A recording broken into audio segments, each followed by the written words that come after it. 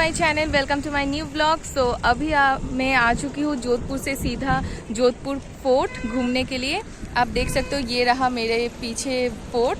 तो अभी फोर्ट के अंदर जाएंगे। तो अभी बाहर का कुछ नज़ारा आप लोगों के साथ शेयर कर रही हूँ। तो मेरे साथ मेरे हस्बैंड है और मेरा एक देवर भी है, वो भी आया है। हेलो बोलो। Hello hello guys.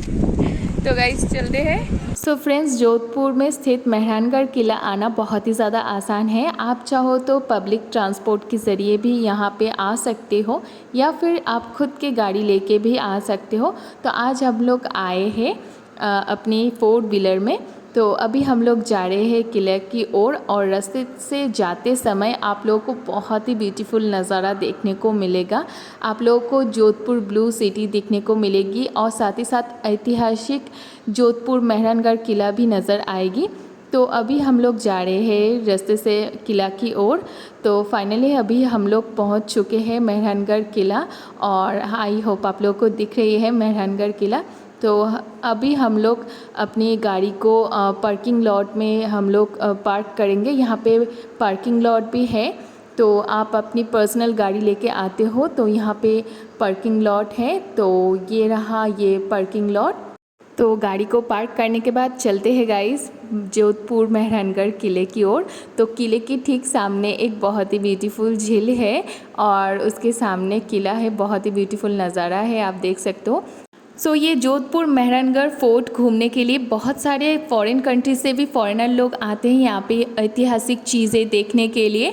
तो आप देख सकते हो मेरे ठीक सामने एक फॉरेनर जा रहे हैं ये ऐतिहासिक चीज़ें देखने के लिए। तो गाइस चलिए हम लोग भी चलते हैं। तो जोधपुर फोर्ट में एंट्री करने से पहले आपको नज़र आएगा चेकिंग पॉइंट। तो यहाँ पे आपकी और आपकी बैग की सख्त चेकिंग करने के बाद आपको एंट्री मिलेगा जोधपुर फोर्ट के अंदर।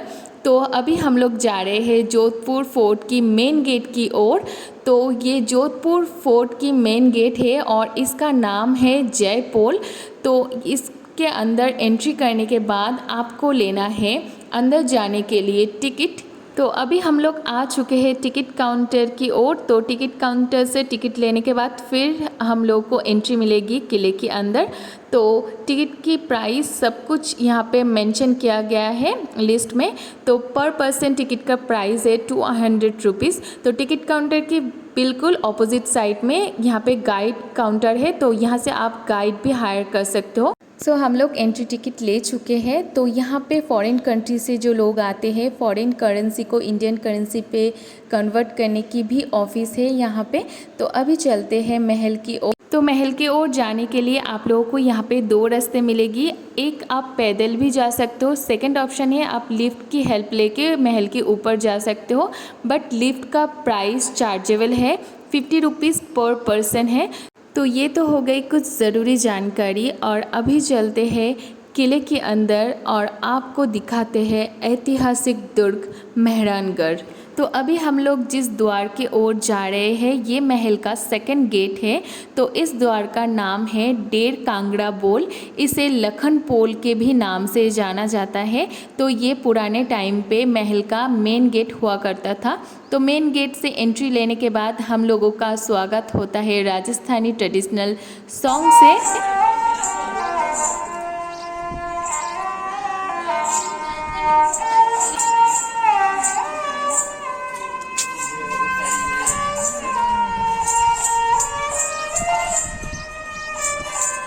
कैमरा ही ओपन मत चला।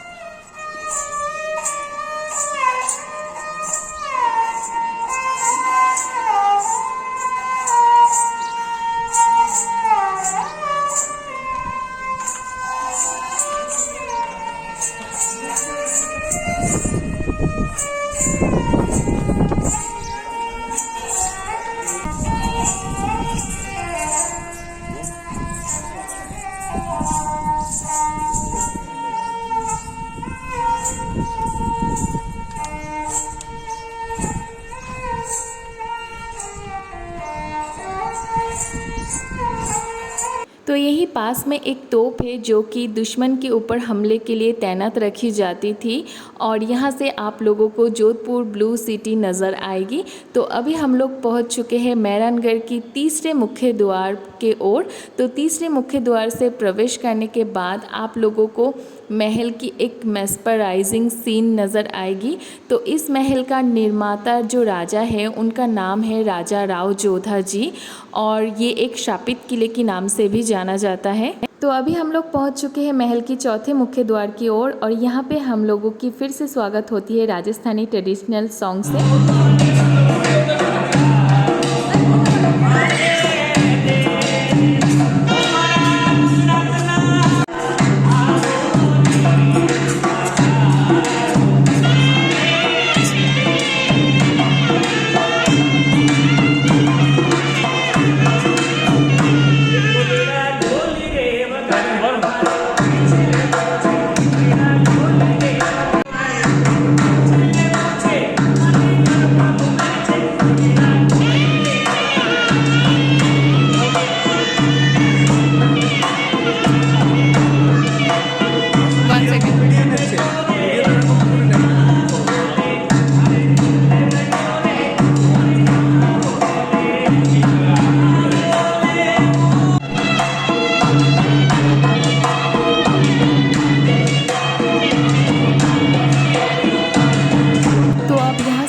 प्रवेश करने वाले हैं मेहरानगढ़ की चौथे मुख्य द्वार की ओर। इसका नाम है लोहा पोल।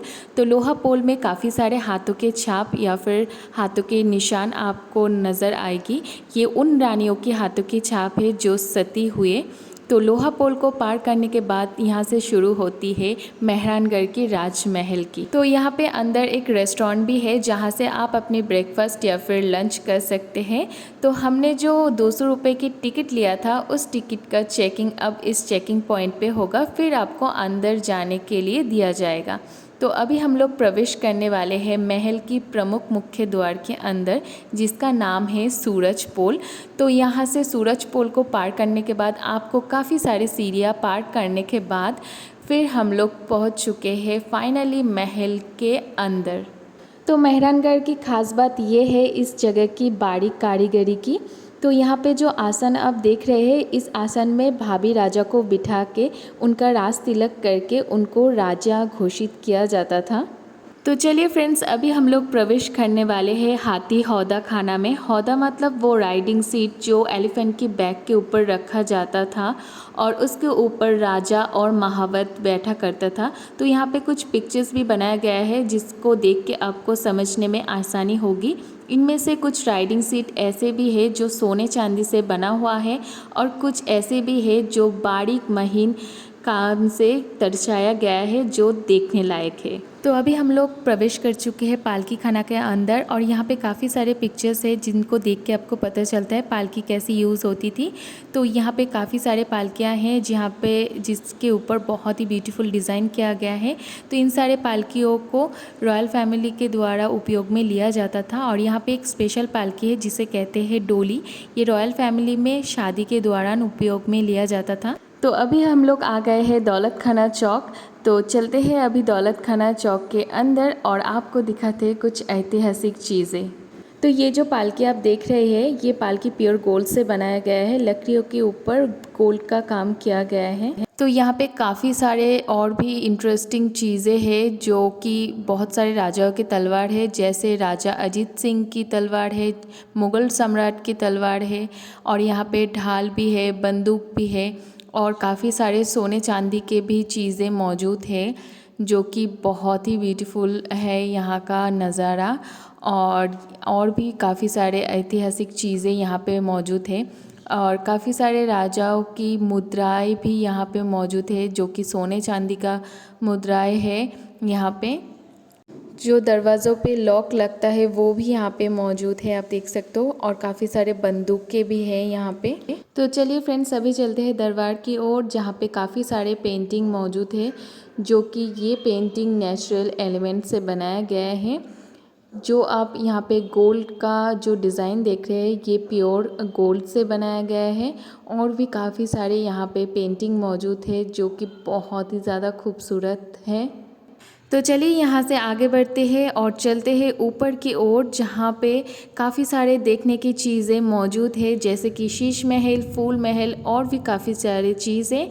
तो अभी यहाँ पे जो आप टेंट देख रहे हैं, ये टेंट जब राजा महाराजा शिकार करने के लिए जंगल में जाया करते थे, तब उनके ठहरने के लिए ऐसे व्यवस्था किए जाते थे, ऐसे कारपेट बिछाए जाते थे और उनके ठहरने की व्यवस्था किया जाता था। यहाँ पे पास में ही स्थित है शीश महल, जहाँ पे आपको कांच की अद्भुत कारीगरी देखने को मिलेगी। यहाँ पे उपयोग किए गए हैं उत्तलाकार के शीशे और रंगीन पन्ने और पेंट से यहाँ के दीवारें डिज़ाइन किया गया है, जो कि दीपक की रोशनी में झिलमिलाते थे। यहाँ की दीवारों में काफ़ी ज़्यादा ब्यूटीफुल पेंटिंग से यहाँ का दीवार डिज़ाइन किया गया है, जो कि उस समय के धर्म और कला की मजबूत प्रभाव दिखाते हैं। यहाँ पे ब्रह्मा विष्णु और राधा कृष्ण की भी पेंटिंग है। यहाँ पे काफ़ी सारे रॉयल फैमिली की पोशाक भी मौजूद करके रखी गई है, जैसे कि महिलाओं के पोशाक और अजगन और राजा की पसंदीदा पोशाक भी। तो अब हम पहुँच चुके हैं मेहरानगढ़ में स्थित फूल महल में। तो फूल महल का निर्माण महाराजा अभय सिंह ने करवाया था। यहाँ के छत के ऊपर अत्यंत सुंदर फूल पत्तियों की डिज़ाइन से किया गया है और यहाँ पे राज परिवार की भी चित्र मौजूद है। आप देख सकते हो यहाँ पे आसमानी रंग का उपयोग किया गया है और असली सोने का भी कलर की उपयोग किया गया है। तो चलिए यहाँ से आगे बढ़ते हैं और देखते हैं मेहरानगढ़ में स्थित आरमारी। तो आरमारी वो स्थान है जहाँ पे कई सारे अस्त्र शस्त्र संग्रहित करके रखी गई है। तो यहाँ पे आपको दिखाई देंगे कई सारे अस्त्र शस्त्र जो युद्ध में प्रयोग लिए जाते थे, जैसे कि बंदूकें, कटार, खंजर, ढाल, तलवार, कवच, हेलमेट और भी कई सारी चीज़ें जो युद्ध में प्रयोग लिए जाते थे। तो चलिए फ्रेंड्स, ऐसे आगे बढ़ते हैं और देखते हैं और भी कई सारी इंटरेस्टिंग चीज़ें। तो अभी हम आ चुके हैं तख्त विलास में। इसका निर्माण महाराजा तख्त सिंह जी ने करवाया था। ये उनका रहने का स्थान हुआ करता था। महाराजा तख्त सिंह जी, जिनका शासनकाल 1843 से लेकर के 1873 तक रहा, ये जोधपुर के आखिरी शासक थे जो मेहरानगढ़ किले में रहे। तो चलिए यहाँ से आगे बढ़ते हैं और फ्रेंड्स, आप देख सकते हो इस अंकल का मूंछें कितने बड़े हैं। तो यहाँ से अभी हम लोग नीचे की तरफ जा रहे हैं सीढ़ियों से। तो यहाँ पे आने के बाद हम लोगों को नज़र आती है ये ब्यूटीफुल खिड़की दरवाजे, जो बहुत ही महीन काम से दर्शाया गया है, जो पुराने टाइम पे महल के का उपयोग में लिए जाते थे। तो यहाँ पे पास में एक बैल्कनी है, जहाँ से आपको महल की बाहर के नज़ारे और महल के निचले हिस्से नज़र आएगी, जहाँ से हम लोग चढ़ाई करते हुए ऊपर आए हैं। तो यहाँ से आपको पूरा जोधपुर सिटी भी नज़र आएगी, पूरा जोधपुर ब्लू सिटी आप देख सकते हो। तो अभी हम लोग प्रवेश कर चुके हैं जनाना सेक्शन में। राजपूत राजमहल, जहाँ रानियों, राजमाताओं, राजकुमारियों और पासवानियों के निवास स्थल को जनाना कहते थे। जोधपुर एवं अन्य राजपूत राजधानी में पर्दे की प्रथा प्रचलित थी। जनाना में प्रवेश निषेध था, केवल राजा और निकटवर्ती संबंधी सिर्फ जनाना सेक्शन में प्रवेश कर सकते थे। जनाना सेक्शन में मेहरानगढ़ दुर्ग के एक बहुत ही बड़ा रूम है, जिसे कहा जाता है मोती महल। इस रूम का नाम मोती महल इसलिए है, इसका दीवार का प्लास्टर इतना ज़्यादा स्मूथ है मानो कि एक मोती है, इसीलिए इसका नाम मोती महल रखा गया है। इस महल की सुंदरता बढ़ाती है यहाँ की रंगीन कांच एवं खिड़कियाँ, सोने की पत्तियाँ और शीशेल्स। इस बड़े से हॉल को स्पेशल ओकेशन के दौरान उपयोग में लिया जाता था। ऐसा माना जाता है कि यहाँ पे रानियाँ बैठती थी और अन्य लोगों द्वारा अदालती कार्रवाई सुनती थी। तो मोती महल की सुंदर नज़ारा देखने के बाद अभी चलते हैं बाहर की तरफ। यहाँ पे महल के अंदर ही एक शॉप है, जहाँ से कुछ ट्रेडिशनल चीज़ें आप खरीद सकते हैं। यहाँ पे बहुत कुछ मिलता है, जैसे कि चाय पत्ती और कुछ हैंडमेड डायरिया, इत्र और भी कई सारे चीज़ें, जहाँ से आप शॉपिंग कर सकते हैं। तो ये सारी हैंडमेड चीज़ें हैं, आप देख सकते हो। कुछ इत्र है, यहाँ से आप खरीद सकते हो और कुछ ज्वेलरी भी है, तो यहाँ से आप शॉपिंग कर सकते हो। सो फ्रेंड्स ये ब्लॉग मैं यहाँ पे एंड करती हूँ। सो अभी मुझे घर जाना है। मैं जब से आई हूँ जोधपुर में फर्स्ट मैं ये जोधपुर किला घूम लिया है। सो मुझे तो ये जोधपुर किला बहुत ही ज़्यादा अच्छा लगा है। तो आप कभी आते हो जोधपुर में तो ये जोधपुर किला ज़रूर घूम के जाइएगा। बहुत ही ब्यूटीफुल नज़ारा है। यहाँ से आपको पूरा जोधपुर सिटी देखने को मिलेगा और साथ ही साथ आपको महल का भी नज़ारा मिलेगा। सो आई होप आप लोगों को ये व्लॉग अच्छा लगा होगा। व्लॉग अच्छी लगी तो मेरी वीडियो को लाइक शेयर कमेंट और साथ ही साथ मेरे चैनल को सब्सक्राइब ज़रूर कर दीजिएगा। और हाँ गाइस, सब्सक्राइब के पास में जो नोटिफिकेशन बेल आइकॉन है उसको भी ज़रूर क्लिक कर दीजिएगा, क्योंकि जब भी कोई मैं नई वीडियो अपलोड करूँगी सबसे पहले आपको नोटिफिकेशन मिल सके। So bye guys, love you all, thank you for watching. मिलते हैं दूसरे कोई ब्लॉग में, तब तक के लिए bye, take care, I love you all.